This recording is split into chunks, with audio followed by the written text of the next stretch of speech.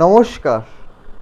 আজকে আমি এমন একটি রাশির বিষয়ে আলোচনা করব যেই রাশির মানুষরা খুবই জ্ঞানী হয়। জ্ঞান মানে আমি শুধু পুঁথিগত বিদ্যার কথাই কিন্তু বলছি না, অন্তরের জ্ঞানেরও কিন্তু যথেষ্ট মূল্য আছে। এছাড়াও এই রাশির মানুষেরা ঈশ্বর ভক্ত হয়।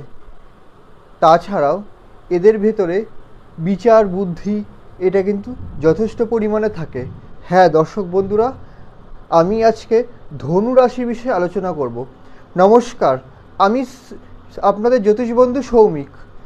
আজকে যে বিষয় নিয়ে আলোচনা করব সেটা হলো ধনু রাশির জাতক জাতিকাদের সেপ্টেম্বর 2024 কেমন যাবে সেই বিষয়ে আলোচনা করব। আলোচনা শুরু করার আগে বলে রাখি, গ্রহদের অবস্থান জন্মকুণ্ডলী এবং গোচর এই দুটো জিনিস থেকেই কিন্তু বোঝা যায়।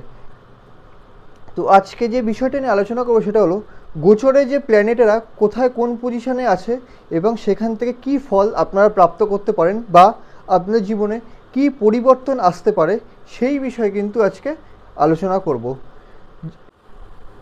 আজকে যে বিষয়টা নিয়ে আলোচনা করব সেটা হলো আপনাদের স্বাস্থ্য কেমন যাবে, শিক্ষা কেমন থাকবে, কর্মজীবন কেমন যাবে, এইসব বিষয় নিয়ে কিন্তু আরও অনেক অন্যান্য বিষয় নিয়ে কিন্তু আলোচনা করব এবং কোন গ্রহের জন্য কী ফল পেতে পারেন। যদি ভালো ফল পান তাহলে কোন গ্রহের জন্য, যদি খারাপ ফল পান তাহলে কোন কোন গ্রহের জন্য, এইসব বিষয় কিন্তু ডিটেলে আলোচনা করব। তাই আপনাদের কাছে অনুরোধ যে ভিডিওটা পুরোটা দেখবেন। তো চলুন আলোচনায় এবার আসা যাক যে ধনু রাশির সেপ্টেম্বর 2024 কেমন যাবে। সবার আগে স্বাস্থ্যের বিষয়ে বলি। ধনুরাশির অধিপতি হলো বৃহস্পতি। বৃহস্পতি এই মুহূর্তে বসে আছে 6 নম্বর ঘরে, আপনাদের রাশি থেকে 6 নম্বর ঘরে বসে আছে। সেই জন্য কিছু সমস্যা আসতে পারে স্বাস্থ্য সংক্রান্ত, ইমিউনিটিজনিত সমস্যা আসতে পারে, বা ধরুন জ্বর সর্দি কাশি এই ধরনের যে সমস্যাগুলো এইগুলো আসতে পারে। রবি 16 সেপ্টেম্বর নিজের ঘর থেকে কন্যার ঘরে ট্রানজিট করবে এবং কেতুর সাথে থাকবে, রাহু দৃষ্টি পড়বে। তাই বলবো এই পুরো মাসটা জুড়ে একটু শরীর নিয়ে সাবধানে থাকবেন, দেখবেন যাতে ইমিউনিটিতে কোনো সমস্যা, জ্বর সর্দি কাশি এই সমস্যাগুলোতে না আসে, পেটের প্রবলেম এই সমস্যা যাতে না আসে। তো এখান থেকে কিন্তু একটু সাবধান। এরপরে যে বিষয় আসবো সেটা হলো শিক্ষা। আপনাদের শিক্ষা কেমন যাবে।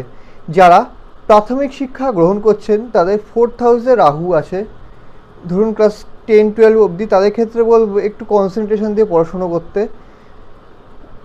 মানে যখন পড়াশুনো করবেন তখন মন যাতে অন্য জায়গায় যাতে না যায়, মন দিয়ে পড়াশুনো করবেন যাতে, এবং যখন এক্সাম দেবেন তখন দেখবেন যাতে যদি এক্সাম যদি থাকে আপনাদের এই মাসে, তাহলে পুরো কনসেন্ট্রেশন যাতে সেই এক্সামের খাতায় যাতে থাকে সেটাই দেখবেন।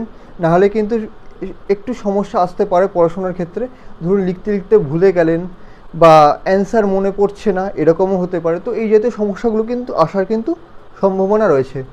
এরপরে যে বিষয়টা আসবে সেটা হলো উচ্চবিদ্যা। যারা উচ্চবিদ্যা গ্রহণ করছেন তাদের যোগটা কিন্তু মোটামুটিভাবে শুভ। উচ্চবিদ্যা অর্থাৎ পঞ্চম ঘরের অধিপতি সপ্তম ঘরে বসে আছে, মঙ্গল সপ্তম ঘরে বসে আছে এবং সেখানে এবং পঞ্চম ঘরের পরে শনি দৃষ্টি পড়ছে। এর ফলে যেটা হবে সেটা আপনাদের পড়াশোনায় কিন্তু মন বসবে। এটা নিয়ে যে পড়াশোনায় মন বসবে না, পড়াশোনায় মন বসবে, কনসেন্ট্রেশন দিয়ে পড়াশুনো করতে পারবেন।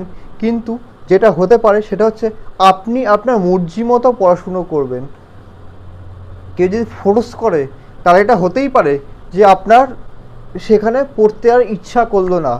অর্থাৎ আপনার যখন মন চাইবে তখনই আপনি পড়বেন। কারো জোর করে যদি কেউ যদি পড়াতে বসে তখন হয়তো এটা মনে হলো যে আপনারা পড়তে ভালো লাগছে না। তো এই বিষয়টা কিন্তু আসতে পারে। এরপরে যে বিষয়টি নিয়ে আলোচনা করব সেটা হলো সাংসারিক জীবন। সাংসারিক জীবনের কথা যদি আসি তাহলে সপ্তম ঘরে বসে আছে কে, মঙ্গল, এবং সপ্তম ঘরের অধিপতি বুধ প্রথম 5 দিন অষ্টম ঘরে বসে থাকবে, তারপরে নবম ঘরে চলে যাবে। অর্থাৎ 5 সেপ্টেম্বর থেকে 23 সেপ্টেম্বর অবধি কিন্তু আপনাদের সাংসারিক জীবন কিন্তু বেশ ভালো যাবে। হতেই পারে সেই সময় আপনার পার্টনারের কোনো ভাগ্যে উন্নতি ঘটলো, এই বিষয়টা কিন্তু হওয়ার কিন্তু সম্ভাবনা রয়েছে। সপ্তমে যেহেতু মঙ্গল, তো এটা হতে পারে যে আপনার পার্টনারের ভেতরে একটু ডমিনেটিং নেচার দেখা গেল, একটু এগ্রেশন দেখা গেল, সেই জিনিসটা কিন্তু লক্ষ্য করার কিন্তু সম্ভাবনা রয়েছে। তাই এই বিষয়টাতে কিন্তু একটু দেখবেন যাতে মানে এই বিষয়টা কিন্তু লক্ষ্য করা যেতে পারে আপনার পার্টনারের ভেতরে। ডমিনেটিং নেচার, একটু অ্যাগ্রেশন নেচার। এরপরে যে বিষয়টা আসবো সেটা হলো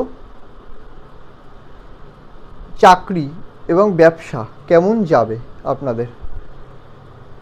যারা ব্যবসা করছেন তাদের মোটামুটি ভালো যাবে, তেমন কোনো খারাপ কিন্তু সম্ভাবনা নেই। হ্যাঁ, বুধ অষ্টম ঘরে অবস্থিত, তাই মাসের প্রথম 5 দিন হয়তো ব্যবসায় একটু অসুবিধা আসতে পারে, কিন্তু তারপর থেকে কিন্তু মোটামুটি ব্যবসা ভালোই যাবে।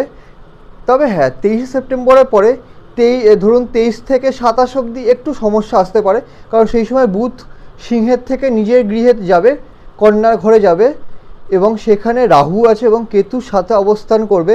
নিজের গৃহ হলেও যেহেতু একদম শুরুর দিকে বুধ একটু দুর্বল অবস্থা থাকবে, তাই কি বললাম, মাসের প্রথম 5 দিন 1 থেকে 5 তারিখ এবং 23 থেকে 27-28 তারিখ অবধি কিন্তু একটু ব্যবসার বিষয়ে সাবধান। দেখবেন যাতে শুধুমাত্র ভুল ডিসিশন যাতে না হয়, এইটা থেকে কিন্তু একটু খেয়াল রাখবেন। এছাড়া কিন্তু ব্যবসার যোগ কিন্তু যথেষ্ট শুভ। এরকম হতেই পারে যে আপনার কাস্টমারের, ধরুন কোনো কাস্টমার আছে যে টাকা পেমেন্ট করছে না, এই মাসে সেই টাকাটা হয়তো উদ্ধার হয়ে গেল, এটা হওয়ার কিন্তু সম্ভাবনা কিন্তু রয়েছে। ব্যবসার যোগ কিন্তু এই মাসে কিন্তু শুভ। এরপর যারা চাকরি করছেন তাদের দশম ঘরে শুক্র বসে আছে কেতুর সাথে, এবং উল্টো দিকে আছে রাহু দৃষ্টি পড়ছে দশম ঘরের ওপর। তো সেক্ষেত্রে কি হতে পারে, চাকরির ক্ষেত্রে মাঝে মাঝে মন চঞ্চল হতে পারে, অর্থাৎ কাজ করতে আর ভালো লাগছে না, এরকম একটা টেন্ডেন্সি কিন্তু আসার কিন্তু সম্ভাবনা থাকতে পারে। এছাড়া কর্মে পরিবর্তনের কিন্তু যোগ কিন্তু থাকতে পারে, তবে 18 সেপ্টেম্বরের পরে সেই সম্ভাবনাটা কিন্তু অনেকটা কমে যাবে। সুতরাং 18 সেপ্টেম্বর অবধি একটু সাবধান। দেখবেন যদি কোনো চাকরি যদি ছাড়েনও, ভেবে চিনতে 10 বার ভেবে চিনতে তারপরে মানে যদি চাকরি পরিবর্তন করেন তাহলে ভেবে চিনতে কিন্তু চাকরি পরিবর্তন করবেন 18 সেপ্টেম্বরের আগে। তার কারণ এই সমস্যাগুলো কিন্তু হতে পারে যে মাঝে মাঝে অলসতা, কাজ করতে ভালো লাগছে না, প্রেশার বেশি হয়ে যাচ্ছে, এইগুলো কিন্তু হওয়ার সম্ভাবনা রয়েছে। এরপরে যে বিষয়টা আসবো সেটা হলো প্রেম। আপনারা যারা প্রেম করছেন তাদের ক্ষেত্রে বলি, প্রেমের যোগ কিন্তু মোটামুটিভাবে শুভ, কিন্তু হ্যাঁ, একটু এগ্রেশন দেখার কিন্তু সম্ভাবনা রয়েছে পার্টনারের কাছ থেকে, বা আপনিও কিছুটা এগ্রেশন দেখাতে পারেন, তো সেই সম্ভাবনাটা কিন্তু রয়েছে। তো এই এগ্রেশনের উপর একটু কন্ট্রোল করতে হবে, তাহলে কিন্তু প্রেমের যোগ কিন্তু মোটামুটিভাবে শুভ, তেমন কোনো অশুভ নেই। এরপরে যে বিষয়টা আসবো সেটা হলো ভাগ্য।